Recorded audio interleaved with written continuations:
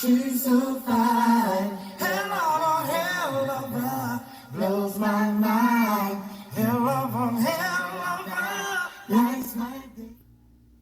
What's good, guys? Today is Friday, November the 25th, 2022.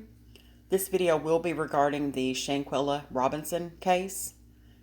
And specifically, we are going to get into the timeline of her demise. Now, I had previously done a video just sort of as a foundation to work from, where I laid everything out, the basics of the case. But since then, as most of you know, we have found out that the timeline was a lie. So now we have an actual timeline to work from. And the original death certificate stated that Shanquella Robinson, the date and time of her death was October the 29th, 2022 at 3 o'clock p.m. and that the approximate time between injury and death was 15 minutes. But now, with the new information we have, we find out that it's quite different from what is contained on the death certificate.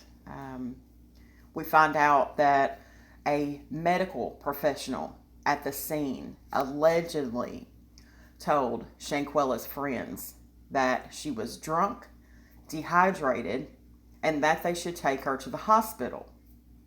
Pretty sound medical advice. But they declined to do so. And I'm not sure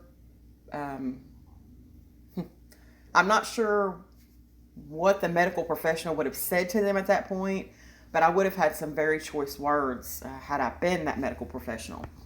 Now, the initial death certificate said that they pronounced her dead at 3 o'clock and that the approximate time between injury and death was 15 minutes.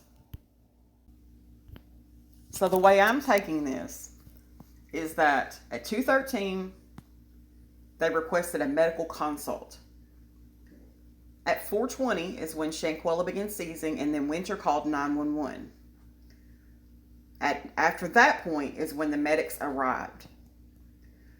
Some 20 minutes later, 29 minutes later, something around that time, 4:49 p.m., they stopped feeling the pulse of Shanquella and started the CPR.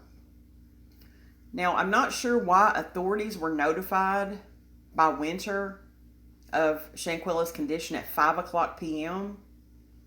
That part doesn't make any sense to me. There's got to be some more to that story.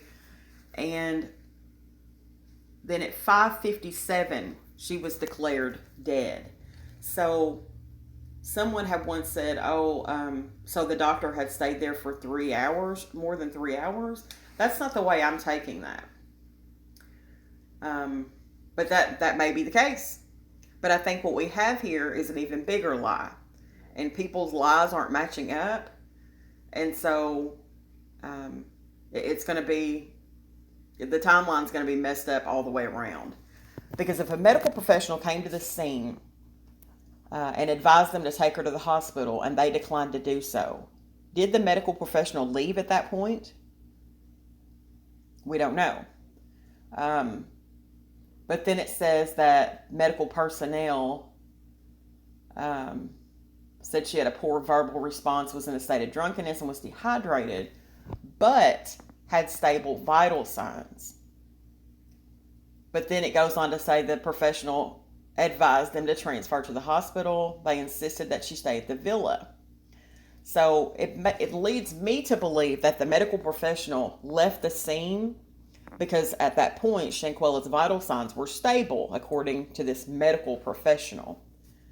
And then at 4:20 is when Shanquella began seizing, and that's when Winter called 911. So that part still needs to be clarified for me, at least. And I'm going to dig around on that some more. And I have several videos that I'm going to be getting out today, so just be patient because I have a lot to say. I've done a lot of research on this case, and with the holidays being here, it's kind of put me behind a little bit, but I'm catching up, and we will get this together. So I just wanted to clarify the death certificate versus what the Mexican authorities said. And then also, we have to go back to the statement that Nazir Wiggins made on social media about what he saw when he got there.